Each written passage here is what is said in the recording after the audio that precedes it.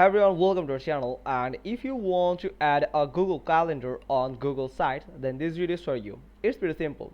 First, you just need to go to your Google Sites.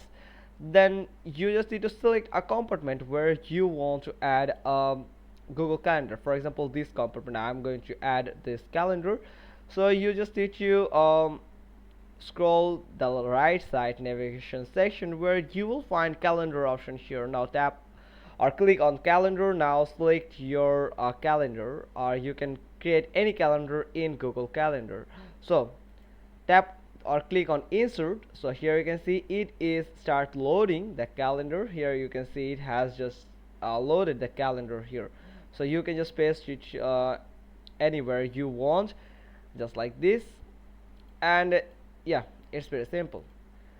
Now you can just click on this publish button, and don't forget to publish again to save these changes. Now let me show you. Now go to the visit publish site to see the update that you have made on your Google sites. So here you can see it is now responsive, much responsive here. So if someone click on it, then they can just easily go to the Google Calendar. So hope you got this. If so, then give us a thumbs up. Don't forget to subscribe our channel, and thanks for watching. Till next time.